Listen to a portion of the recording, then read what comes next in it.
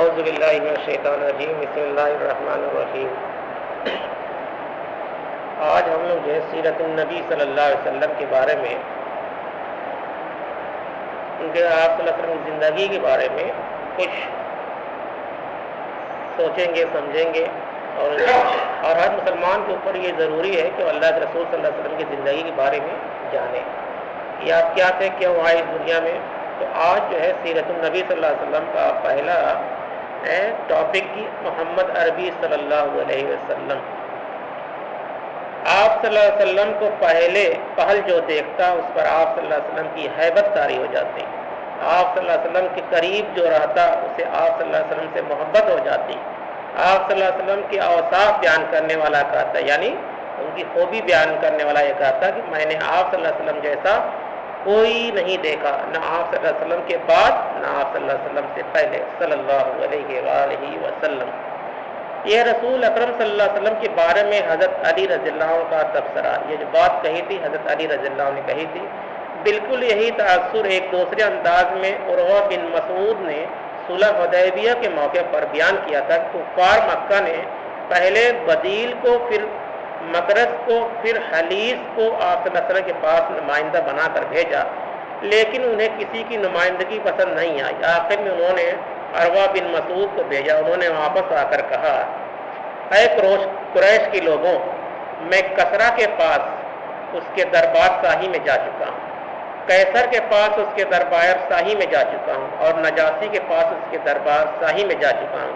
اللہ کی قسم، میں نے کسی بھی بادشاہ کی کسی قوم میں وہ شان نہیں دیکھی جو شان محمد صلی اللہ علیہ وسلم کی اس کے ساتھیوں کے درمیان دیکھی۔ سچ کہتا ہوں کہ میں نے ایسی قوم دیکھی ہے جو کسی صورت میں اس کا ساتھ نہیں چھوڑ سکتی۔ اب تم سوچ لو، یہ دو شہادتیں ہیں۔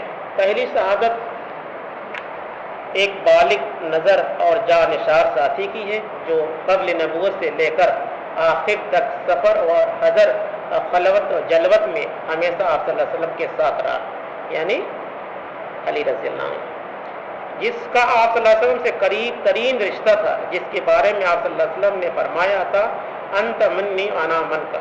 دوسری شہادت ایک مردم شناس اور دشمن کی ہے جسے اپنے قوم میں معزز ترین مقام حاصل تھا، قوم کے لوگوں سے پہلو کی اولاد سے زیادہ عزیز رکھتے تھے، اس لیے بجا طور پر عظمت اور محبت کی حقیقت سے بخوبی آشنا تھے۔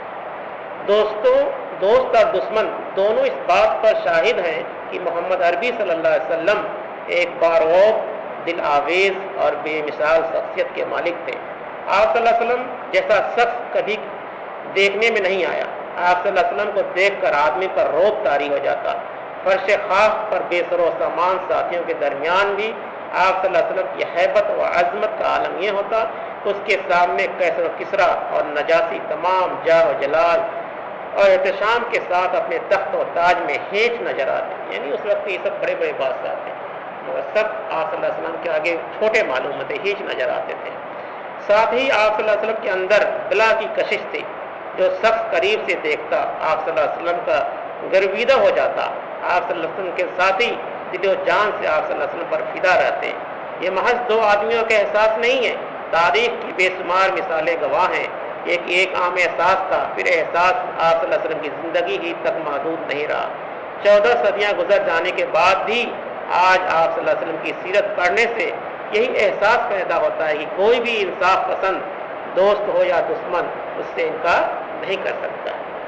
رسول اللہ صلی اللہ علیہ وسلم کی کامل اطاعت کا نام اسلام ہے، یعنی حضور صلی اللہ علیہ وسلم کی پوری اطاعت، یعنی آپ صلی اللہ علیہ وسلم نے جو بات بتائیں، جو حکم دیا، اس کو پورا کا پورا ماننا ہی اسلام ہے، جس پر انسان کی فلاح و نجات کا دار و مدار ہے۔ حقیقت اطاعت کی بنیاد اور روح یہی محبت اور تعظیم ہے۔ یہی دونوں جذبات کسی کے بارے میں جتنے زیادہ ہوتے ہیں اس کی اطاعت اتنی ہی کامل اور پائیدار ہوتی ہے، آسانی سے بے چون و چرا ہوتی ہے، ذوق و شوق سے ہوتی ہے، جوش اور ولولے سے ہوتی ہے، اور شرف و عزت سمجھ کر ہوتی ہے۔ پھر آدمی اطاعت پر قناعت نہیں کرتا، یعنی اسی پر نہیں سوچ بیٹھتا، ایک قدم آگے بڑھ کر اتباع کی کوشش کرتا ہے، اپنے پیشوا کی ایک ایک بات اور ایک ایک ادا کو محبت و عظمت کی نگاہ سے دیکھتا ہے اور اپنے کو اسی رنگ میں رنگنے کی فکر کرتا رہا۔ یہ تو محبت کا تقاضا ہے، ہر مسلمان کو حضور صلی اللہ علیہ وسلم اس قدر محبت کرنی چاہیے۔ سرور عالم صلی اللہ علیہ وسلم سے محبت و عقیدت آپ صلی اللہ علیہ وسلم کی عظمت اور برتری کا احساس، اس کی کیفیت کو پیدا کرنے اور پروان چڑھانے کا واحد ذریعہ آپ صلی اللہ علیہ وسلم کی سیرت کا پاک مطالعہ ہے۔ یوں کہیے کہ آپ صلی اللہ علیہ وسلم کے بارے میں ہم جس اطاعت کا مطالبہ کیا گیا ہے، ایک سلیم الفطرت انسان کے اندر اس اطاعت کا جذبہ آپ صلی اللہ علیہ وسلم کی سیرت کے مطالعہ سے خود بخود پیدا ہوتا ہے، پیدا کرنا نہیں پڑتا۔ یعنی آپ صلی اللہ علیہ وسلم کی زندگی کے بارے میں جو کچھ کوئی پڑھے گا اس کو خود محبت ہو جائے گی، کسی کو کہنے کی ضرورت نہیں پڑے گی۔ یہ مطالعہ غور سے ہونا چاہیے اور بار بار ہونا چاہیے، کیونکہ عظمت اور برتری کا احساس تو ایک بار کے مطالعے سے بھی کسی حد تک ہو سکتا ہے، لیکن محبت پیدا کرنے کے لیے بار بار مطالعہ کرنا ضروری ہے، یعنی بار بار حضور صلی اللہ علیہ وسلم کی زندگی کو پڑھنا ضروری ہے، جیسا کہ حضرت علی رضی اللہ کے انا کے مذکورہ الفاظ سے بھی سمجھا جا سکتا ہے، کیونکہ آپ صلی اللہ علیہ وسلم سے قریب رہنے اور ملتے جلتے رہنے کی شکل یہی ہو سکتی ہے۔ رسول اللہ صلی اللہ علیہ وسلم کی اتباع جس سے اللہ کی خوشنودی حاصل ہوتی ہے، اس کا مطلب یہ ہی ہے کہ آدمی کی سیرت اور کردار میں اپنی صلاحیت اور کوشش کے مطابق رسول اللہ صلی اللہ علیہ وسلم کی شخصیت کی جھلک نظر آ جائے۔ اب اگر کسی کو حوصلہ ہے ایسی شخصیت کی تعمیر کا جس میں کشش اور دل آویزی ہو، عظمت اور بزرگی ہو، روب اور دبدبہ ہو، تو اس کے لیے ضروری ہے کہ نبی کریم صلی اللہ علیہ وسلم کی سیرت کو بنیاد بنایا جائے، اس کا مطالعہ کرتا رہے۔ آپ صلی اللہ علیہ وسلم کی سیرت کا مطالعہ تمام سیرتوں سے بے نیاز کر سکتا ہے، لیکن تمام عظیم ہستیوں کا سیرت کا مطالعہ آپ صلی اللہ علیہ وسلم کی سیرت سے بے نیاز نہیں کر سکتا۔ یہ شاعری ہے یا حقیقت، اس کا فیصلہ آپ صلی اللہ علیہ وسلم کی سیرت کے وسیع اور گہرے مطالعے کے بعد ہی کیا جا سکتا ہے۔ یعنی اس پہلے چیپٹر میں یہ بات بتائے گی کہ ہم کو اگر اللہ اس رسول سے محبت کب ہو سکتی، جب ہم آپ کی زندگی کے بارے میں جانیں گے، آپ نے کیا حکم دیا، کس بات سے روکا، کس بات کو کرنے کا حکم دیا، تب جا کے ہم اللہ کے رسول کی محبت کرتے ہیں۔ اور حدیث میں آتا ہے کہ جس کو اللہ اس رسول کی محبت اپنے ماں باپ سے زیادہ نہیں ہوگی وہ مومن نہیں ہے۔ یعنی پہلے اللہ سے محبت کرنی ہے، اس کے بعد رسول سے محبت کرنی ہے، اس کے بعد اپنے ماں باپ سے۔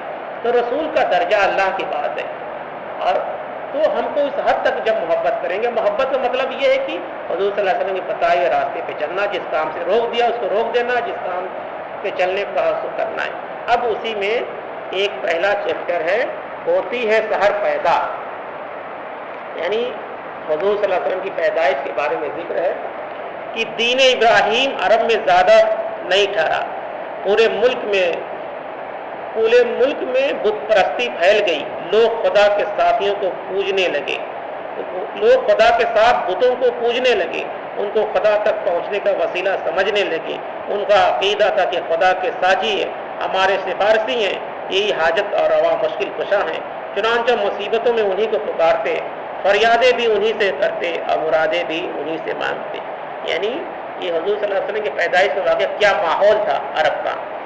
حضرت ابراہیم علیہ السلام تو خالص توحید کے داعی تھے اور شرک و بت پرستی سے بے راز، لیکن یہ لوگ ان کا سکھایا اور سبق بھول گئے، مورتیوں کے پجاری بن گئے۔ لیکن ایسا ایک دم نہیں ہو گیا، اس میں بھی زبانہ لگا، نہ جانے کتنی صدیاں بیت گئیں اور نہ جانے کتنی نسلیں گزر گئیں، تب کہیں جا کر شرک کے پیر جمے۔ یہ شرک آیا کہاں سے، بت پرستی پھیلی کیسے؟ یہ بات یہ تھی کہ ابراہیم علیہ السلام اور اسماعیل علیہ السلام سے عربوں کو بے انتہا عقیدت تھی، یعنی بہت زیادہ محبت کرتے تھے۔ کعبہ انہی دونوں کی تعمیر تھی، اس لیے ان کو کعبہ سے بڑی محبت تھی۔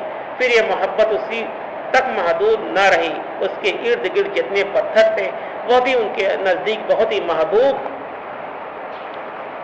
اور متبرک بن گئے۔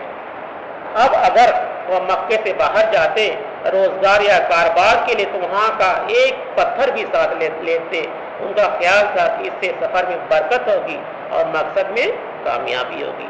یعنی وہ اتنا ابراہیم علیہ السلام سے محبت، جو خانہ کعبہ تھا ہم لوگ قرآن میں بھی پڑھ چکے ہیں کہ یہ آدم علیہ السلام کے زمانے سے تھا، پھر آپ ابراہیم علیہ السلام نے اس کو دوبارہ تعمیر کیا اللہ کے حکم سے۔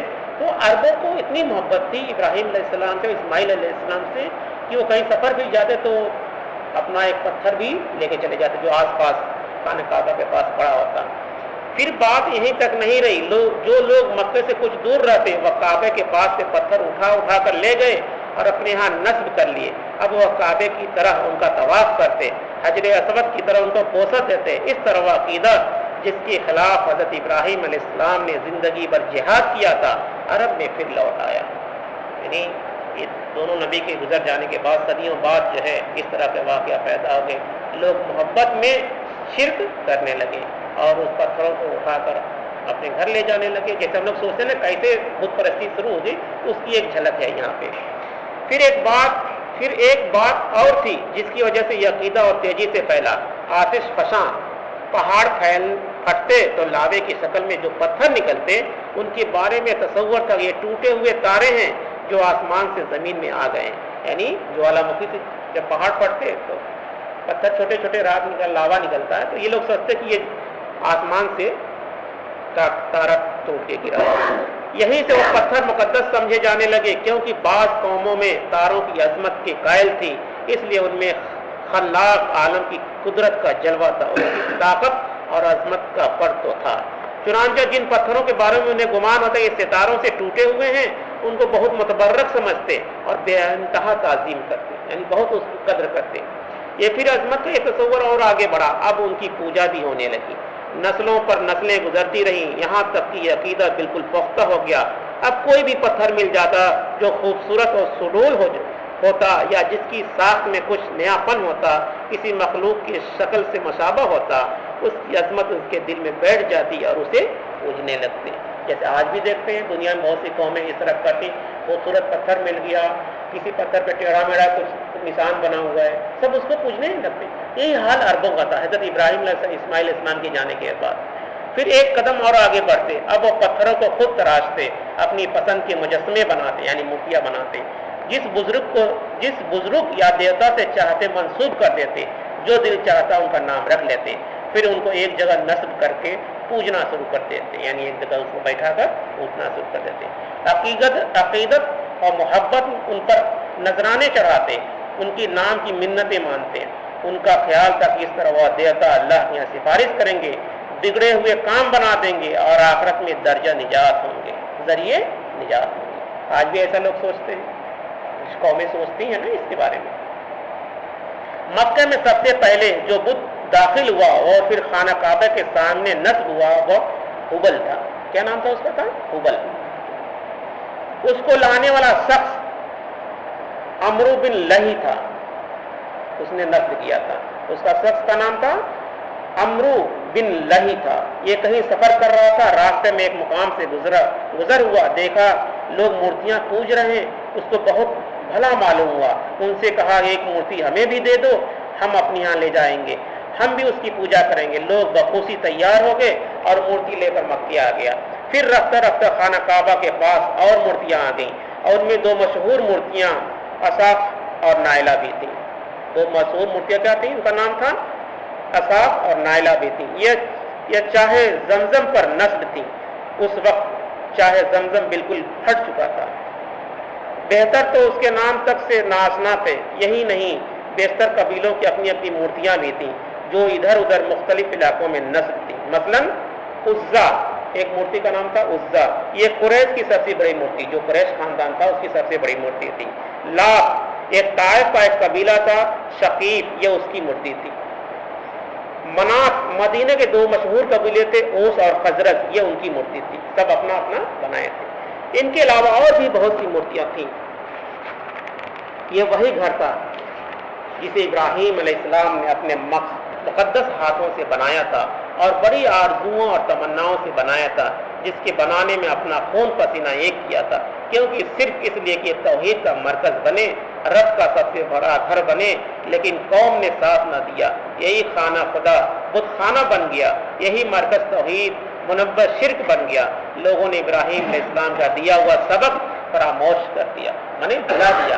ابراہیم علیہ السلام نے جو بات بتائی کہ ایک اللہ کی عبادت کرنا، اس کے ساتھ کسی کو شریک نہیں کرنا، لوگوں نے اس کو بھلا دیا. اب انہیں یاد بھی نہیں رہا کہ کبھی اس گھر سے توحید کی صدا بلند ہوئی تھی، بلکہ اب ان کے لیے یہ تصور کرنا بھی دشوار تھا کہ بت پرستی کے سوا بھی کوئی سچائی ہو سکتی ہے. جیسے دیکھیے آدمی کوئی کام بہت زیادہ دیر تک کرنے لگتا ہے پھر اس کو غلط مانتا ہی نہیں ہے. جیسے بہت دنوں تک ہمارے سماج کے اندر ہمارے ملک میں جو چیچک نکلتی تھی اس کو لوگ کیا کرتے تھے؟ چھوٹی ماتا کرتے تھے، بڑی ماتا کرتے تھے، آج بھی کرتے ہیں. مگر اب تو اس کا ٹیکہ نکل آیا، اب اس کی دوا ہوگی لگی علاج، مگر جلدی مانتے نہیں اس بات کو کہ یہ بیماری ہے. وہ کہتے ہیں دیوی دیوتاؤں کا پرکوپ ہے. اسی طرح سے عرب بھی جب برائی میں شامل ہو گئے تو وہ ابراہیم علیہ السلام کا دیا ہوا سبق کو بھول گئے.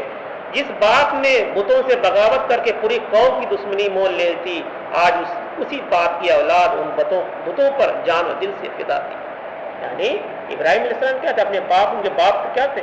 آزر، یعنی پتھر تراشنے والے بڑے بڑے بادشاہ کے گھر میں وہ بہت بڑے پجاری تھے. آپ نے ان سے بغاوت کی اور ان کے قوم نے ابراہیم علیہ، جب تک آپ باحیات رہے، جب تک آپ کچھ لوگ نیک رہے، کچھ دنوں تک تو چلا ایک اللہ کی عبادت، مگر پھر لوگوں نے ابراہیم علیہ السلام کے سبق کو بھلا دیا. تو یہ آج یہیں تک بات رہتی ہے کہ ہم لوگ ابھی دھیرے دھیرے آگے بڑھیں گے. روز انشاءاللہ اس سیرت کا مطالبہ ہوگا. اور یہ پہلے خاکہ کھینچا جا رہا ہے کہ حضور صلی اللہ علیہ وسلم کی دنیا میں آنے سے پہلے کیا حال تھا، اس مکے کا، اس پورے عرب خطے کا کیا حال تھا. اس کی ایک جھلک تھی. اللہ تعالیٰ سے دعا ہے کہ ہم لوگوں کو شرک اور بدعت سے بچائے اور اللہ اس کے رسول سے محبت کرنے والا بنا دے اور اس کے راستے پہ چلنے والا بنا دے. آمین ثم آمین. سبحان اللہ بحمدہ، سبحانک اللہ وبحمدک، نشہد ان لا الہ الا اللہ ونستغفرک ونتوب الیک. سبحان ربک رب العزة عما یصفون وسلام علی المرسلین والحمد للہ رب العالمین.